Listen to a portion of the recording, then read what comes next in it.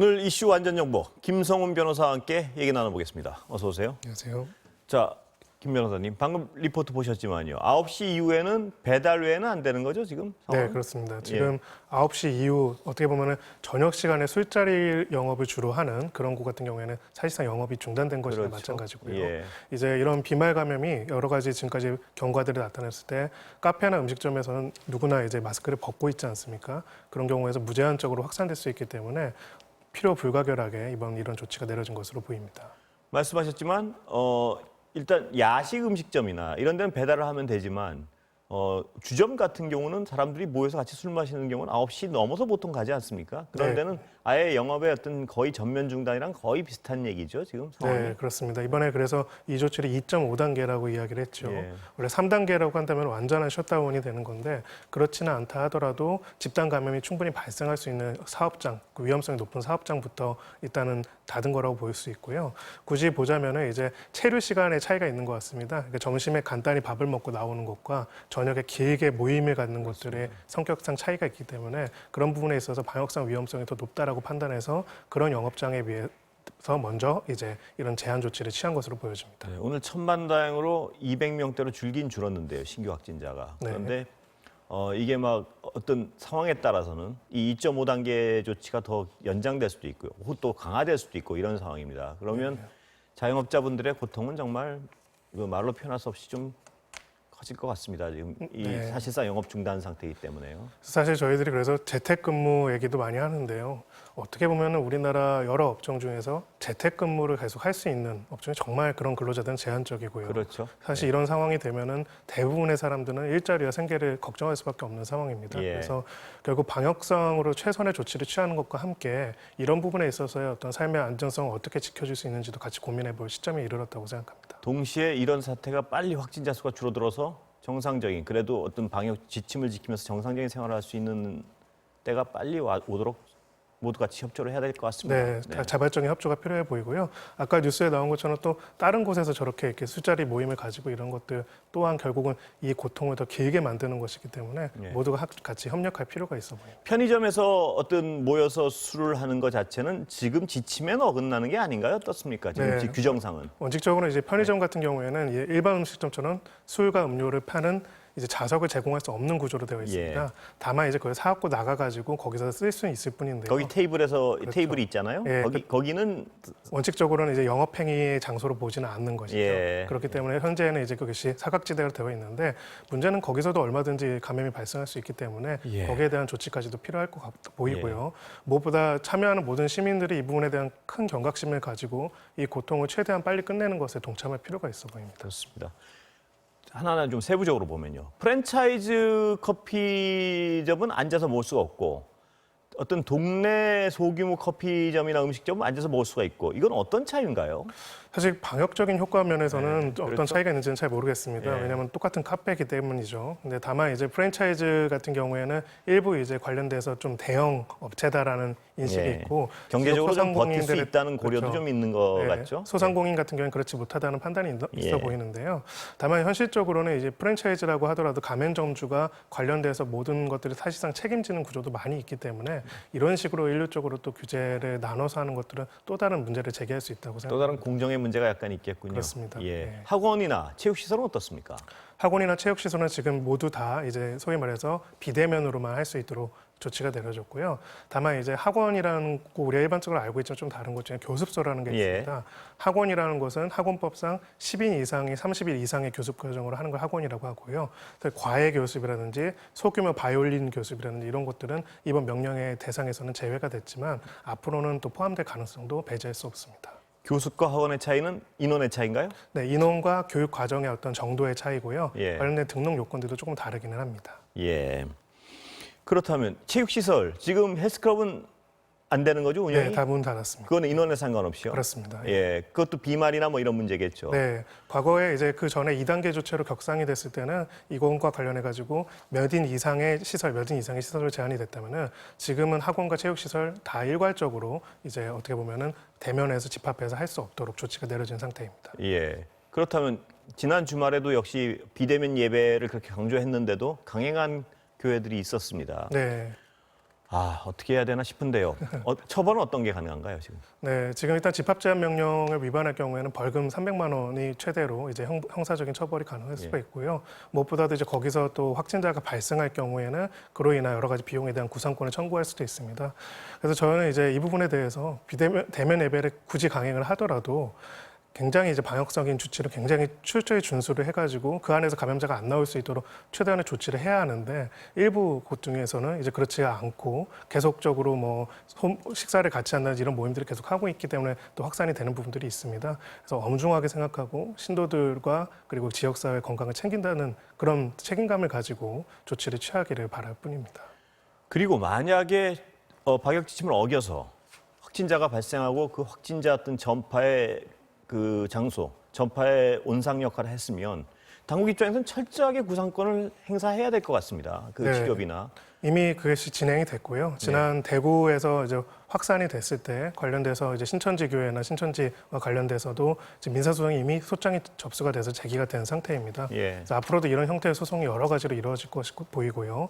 그 비용이라는 것이 우리가 예상하는 몇 가지 검사 비용 정도가 아니라 수억에서 수십억 원이 이룰 수가 있고 우리가 앞서서 이제 여러 가지 자영업자들 얘기를 했는데요. 이렇게 3단계로 가게 되면 사실상 그분들은 더 이상 물러날 곳이 없이 폐업할 수도 있습니다. 그분들의 피해에 대한 어떤 구상도 역시 그렇죠. 이론적으로 가능한 부분이 있다는 이론적으로는 말씀이시죠? 인과관계까지 인정이 될 수가 있으니까요. 수조 원에 달할 수 있기 때문에 모두가 각별히 조심을 하고 또 그런 책임감을 가지고 각 단체와 시설의 장 또한 그런 역할을 담당을 해야 한다고 생각합니다. 그러니까 어떤 방역 당국의 지침을 어기고 대면 예배를 감행하거나 하시는 분들이 끝까지 고집을 부릴 경우에는 자신들이 그런 어떤 구상권, 수십억 원에 해당하는 구상권에 대해서 책임을 질 수 있다는 자세도 돼 있어야 될 것 같습니다. 보면. 네, 근데 뭐 현실적으로 민사적으로는 자력이 없으면 그것이 아무리 있더라도 집행을 못하지만요. 그렇죠. 예, 예. 그래서 자기 어떤 전 재산을 물을 어떤 그런 자세는 돼 있어야지 저 정도의 어떤 네. 대면 예배를 고집해야 될 것 같습니다. 네, 그래서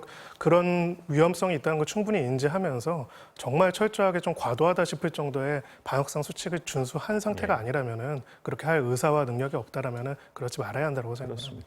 그 교회 어떤 교인의 경우는 어떻습니까? 역시 구상권 청구 대상이 되는 건가요? 원칙적으로는 이제 그 집단뿐만 아니라 거기에 소속돼서 방역 수칙을 어긴 사람들에는 모두 대상이 될 수가 있고요. 집합 제한 명령이라는 것은 특정 장소에 대해서 특정한 집회를 하지 못하도록 하는 거기 때문에 그 장소의 주관자뿐만 아니라 거기에서 그것을 어기고 집합한 사람들도 같이 대상이 되는 것입니다. 책임의 어떤 비중은 어떻게 되나요? 책임의 비중은 이제 공동 불법행위라고 했고요. 예. 모두가 전부에 대해서 책임을 지되 나중에 상호적으로 내부적으로는 분담하게 되는 그런 구조가 되어 있습니다. 구상권이 청구되면 그거를 분담하게 돼 있다는 말씀이시죠? 부진정 연대채무라고 해가지고요. 예. 모두가 각자가 전액에 대해서 책임을 지지만 예. 대외적으로는요. 본인들 내부적인 사정에서는 내부적인 비율에 따라 다시 또 구상권을 나누는 그런 구조가 예. 되어 있습니다. 다시 다른 얘기 좀 여쭤보겠습니다. 전공의 파업이요. 결국 무기한 파업에 들어간다는 거죠? 네, 그렇습니다. 예. 그 명분은 뭔가요? 저도 이제 그 3차 파업과 관련해 가지고는 이제 결정이 내려졌지만 특별히 어떤 구체적인 아젠다를 가지고 이것을 3차 파업을 하는지에 대해서는 아직 알려진 내용은 없습니다. 예. 아무래도 이제 지금 정부라든지 국회에서 몇 가지 정책들을 이제 보류하거나 원점에서 재검토한다라고 했는데 그것이 아니라 완전한 철회를 요구하는 것으로 보여지고요. 또 일부는 그 전공의들에 대한 형사고발 조치 등에 대한 반발 또한 같이 있는 것으로 보여집니다. 근데 어제 그 파업 결정 과정에 대해서 석연치 않다는 반응들이 많습니다. 뭐냐면 부결됐던 거를 다시 재투표 이 절차상 하지 않습니까? 일단 해당 단체에서도 그 경론이 벌어졌다는 건 이야기를 하고 있고요. 예. 관련돼서 이제 처음에 과반수가 안 됐다라는 이야기도 있고 또 과반수가 안 된 건 아니다라는 이야기도 있어서 내부적으로 의견은 아직 그 정확한 사실관계는 모르는 예. 상황인데요. 분명한 거는 이제 전공의들 내부에서도 이 부분에 대해서 나름 문제 제기가 큰 있었다는 얘기죠? 경론이 있었다는 예. 것은 사실로 보이고요.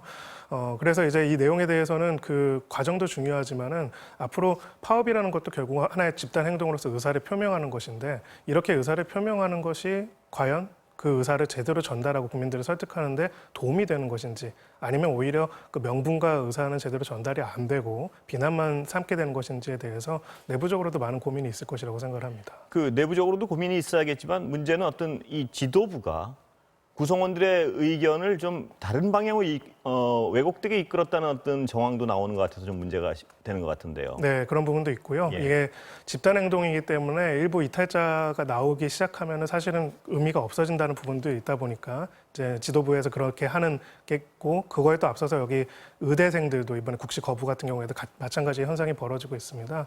다만 이제 우리가 또 하나 좀 주목해 볼 필요는 있는 게요. 이 전공이라는 게 소위 레지던트들입니다. 그리고 예. 지금 의대생 국시 거부하고 있는 거 의대생들인데 이 의사들이 전체적으로 개원이라든지 뭐 전임이라든지 의대 교수라든지 이런 집단보다도 전공이나 의대생들이 더 강한 이제 어떻게 보면 반발을 하고 예.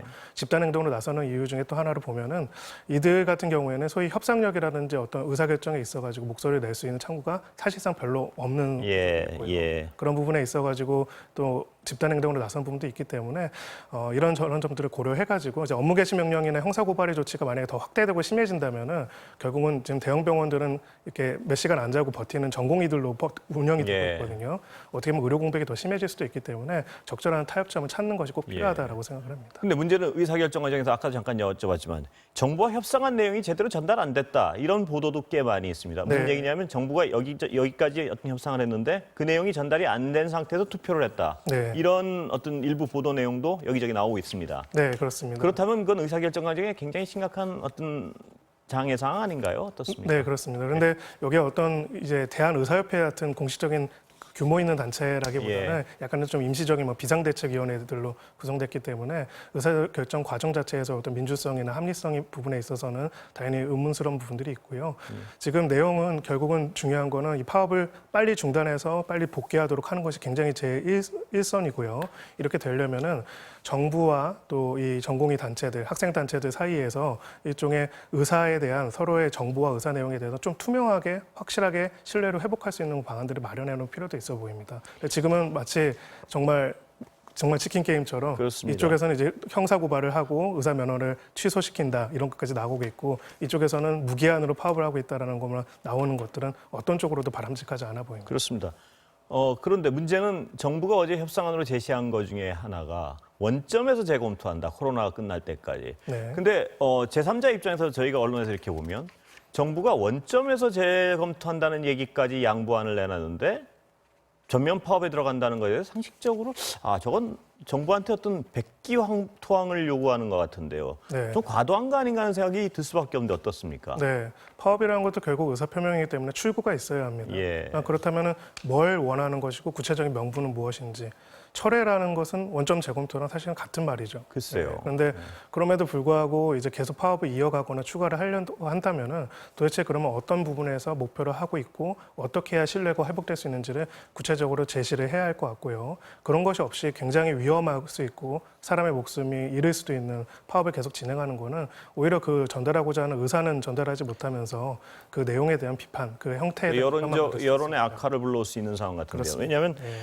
정부의 어떤 그 의사수를 늘려야 된다는 그 대의에 대해서는 공감하는 분들이 많거든요. 근데 네. 정부 안이 뭐 100% 잘못됐다면 모르겠는데 정부 안의 전체적인 그림에 대해서는 어느 정도 일리가 있다고 생각하는 분들도 많은 상태에서 정부가 원점에서 재검토하겠다는 양보안을 내놨는데 우리는 그래도 파업을 하겠다까지 나가면은 저거는 좀 무리하는 게 아닌가 하는 비판 여론이 좀 생길 수밖에 없을 것 같습니다. 네, 그런 여론도 많이 있고요. 예. 한편으로는 그래도 또 이 전공이라든지 의대생들이 다음 이제 의료 세대를 이끌어가야 될 젊은 친구들이기 물론입니다. 때문에 예. 이런 부분에 있어가지고 집단 이기주의적인 면도 분명히 있겠지만은 이 내용들을 충분히 받아들이고 설득할 수 있는 공론의 민주화적 과정이 필요하다라고 생각을 합니다. 그러니까 파업이라는 어떤 극단적인 수단이 아니고 그렇습니다. 응급실 파업이나 예. 어떤 중환자실 파업 같은 극단적인 수단이 아닐 경우에는 얼마든 네. 정부랑 대화를 해야 된다는 데는 뭐 대부분 국민들이 다 동의를 할 맞습니다. 텐데 예. 지금 어떤 극단적인 어떤 방향으로 나가는 것 같아서 걱정이 좀 있는 것 같은데요. 네, 그래서 예. 그런 정도를 좀 지켜주기를 지금이라도 좀 재고를 해가지고 지켜주기를 간절히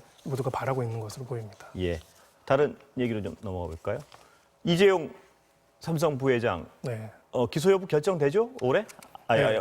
이번 주에요? 네, 예. 여러 보도에 따르면 이미 거의 결정이 됐다라고 되어 있고요. 특별히 이번에 어떻습니까? 가능성 중간- 뭐 기소를 하는 걸로 지금 나오고 있던데요, 보도는. 네, 사실상 그럴 가능성이 높아 보이는 예. 게 삼성 수사팀의 일원이었던 이제 부장검사가 이번에 제2특별 공소 이제 유지 관련된 부서로 신설된 부서에 이동을 했고요. 부장으로 예. 이동을 했고 그래서 관련돼서 공소유지를 담당할 것이 아닌가 이렇게 의견이 관측이 되고 있습니다. 예. 그리고 이재용 부회장 그 기소에 관해서는 특별히 이렇게 대검이나 법무부에서도 이견은 없는 상황으로 보여지고요. 예. 그렇기 때문에 이제 기소가 될 걸로 보이지만 한 가지 좀 의아한 부분은 그동안 수사를 이끌었던 대표적인 이제 수사팀을 전체적으로 지휘했던 이복현 부장검사는 또 다른 곳으로 전출이 예. 됐단 말입니다. 그 경위는 모르겠지만 기본적으로 여러 가지 구성을 봤을 때는 기소 가능성이 좀 높아 보인다 이렇게 보일 수 있습니다. 기소 가능성이 높다. 네. 예.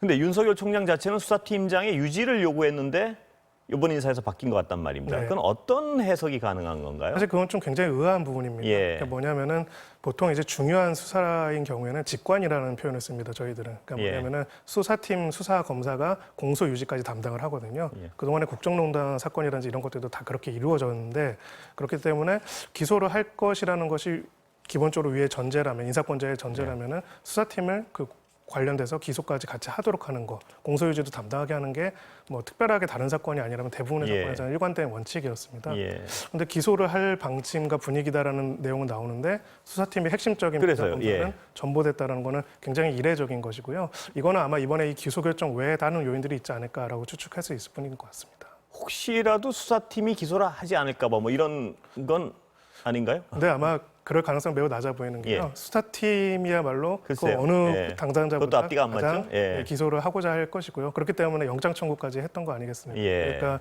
그걸 봤을 때는 수사팀의 기소 의지가 없어서라기보다는 아마 또 다른 또 이유들이 있지 않을까라고 생각을 하고 있습니다. 예.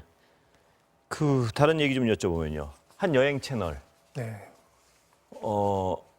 음란물을 올렸죠. 그 건립자 같은데요. 그 네. 채널에 예. 어떤 사건인가요? 좀 간략히 설명해 주시죠. 네, 간략히 말하면은 그 원래 여행 관련된 유명한 이제 채널인데 갑자기 이제 원래 어떤 관광지에 대한 영상을 올리기로 되어 있었는데 갑자기 음란 동영상을 올려가지고 엄청난 이제 예. 문제가 발생을 했고요. 팔로워만 해도 수백만 명에 달하는 곳인데 예. 알고 보니까 대표자 본인이 그것을 잘못 올렸다고 예. 합니다. 설립자죠. 네. 예. 근데 그 내용을 봤을 때 어떤 이런 사적으로 불법 촬영된 촬영물일 가능성이 높아 보이는 내용이기 때문에 예. 이것이 단순하게 해프닝이 아니라 어떤 형사적인 처벌을 받을 만한 사안이 아닌가에 대한 의문과 수사가 제기된 상태입니다.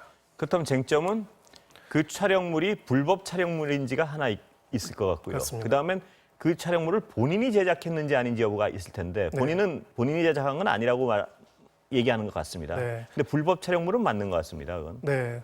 그 그랬을 성폭력 경우에도 처벌 굉장히 등에 관한 처벌이 가능한 거죠. 폭력법 소정에 이제 관련된 규정이 개정이 돼가지고요. 예. 불법 촬영물을 소지만 하더라도 3년 이하의 징역이 가능하고 예. 만약 이것을 제작해서 유포할 경우는 7년 이하의 징역이 가능합니다. 예. 즉 어느 쪽의 형의 차이는 있을지언정 둘 다 불법 행위고 위법한 행위로서 이제 형사적인 범죄가 되는 것은 똑같습니다. 예. 자, 시간은 거의 다 돼가는데요. 그 수능 일정 많이 변경이 있는 것 같습니다. 지금 대학별로 지금 수험생 입장에서 혼란스러울 수밖에 없는 상황인데요. 정리 좀 해주시죠. 예. 네, 간단히 말해서는 이제 3단계까지도 격상이 되게 된다면은 수능이 사실상 하기 어려워질 뿐만 아니라 대학들 같은 경우에는 지금 이미 그런 부분들까지도 애정을 해가지고 여러 가지 고사 일정이라든지 논술 고사 일정들이 조정을 하고 있습니다. 예. 그렇기 때문에 이제 3학년들 같은 경우에는 이번에 입시를 치는 데서 굉장히 어려움이 많이 있어 보이고요. 다만 아주 확정적으로 교육부에서 수능을 연기한다 이런 발표는 없는 상황이기 때문에 거기에 대해서 대학도 그리고 수험생들도 예측 가능성이 매우 없는 그런 상황입니다. 예. 지금으로서는 아직 변동은 없는 겁니까? 어떻습니까? 지금으로서는 구체적으로 교육부에서 정한 일정에는 변동이 없지만 예. 이제 각 대학들은 여러 가지 이제 논술고사를 보통 이제 그 전에 보거나 이렇다면은 후로 이제 바꾼다든지 이렇게 객관적으로 그 수능 연기까지도 대비해서 일부 일정들이 미리 조정하고 있는 것이 확인되고 있습니다. 그렇다면 앞으로 이런 록다운 상황이나 어떤 사회적 거리두기의 단계, 여러 단계에 따라서 이 수능 자체도 연동될 수밖에 없는 사안이라서요. 그렇습니다. 수험생들의 혼란이 계속될 수밖에 없는 상황 같습니다. 당분간. 네. 또 이 코로나 바이러스가 어떻게 될지도 모르는 상황이고요.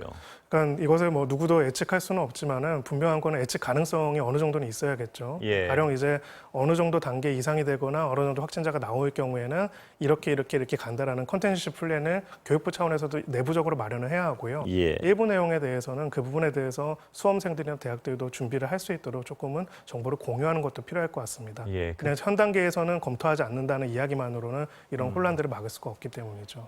예를 들어서 이럴 경우에 이렇게 하고 이럴 경우에 이렇게 그렇습니다. 간다는 어떤 계획이라도 공유를 해야 된다는 말씀이시죠. 그렇습니다. 예. 근데 일단 수능 원서 접수는 시작되는 거죠? 네, 그거는 예정대로 진행이 되고요. 예. 지금 수능에 대해서는 뭐 연기에 관한 어떠한 내용도 발표되지 예. 없기 때문에 그대로 진행될 것으로 보여집니다. 근데 다만 절대 그러지 말아야겠지만은 이제 확진자가 지금보다 더 대규모로 늘어나서 발생하는 경우에는 그런 상황에서 수십만 명한테 같이 가서 시험 보라고 할 수는 없지 않겠습니까? 예. 이제 그런 경우에는 당연히 조정이 될 걸로 보이고요. 예. 빨리 코로나19 상황이 통제 가능한 수준으로 떨어져야만 네. 뭐 자영업자분들도 그렇고 수험생들도 좀 안정을 찾을 것 같습니다. 네, 그래서 다시 원점으로 돌아가면 처음 이야기했던 것처럼 우리 모두가 좀 정말 각별히 노력을 했으면 좋겠습니다. 예, 오늘 말씀 감사합니다. 네, 감사합니다.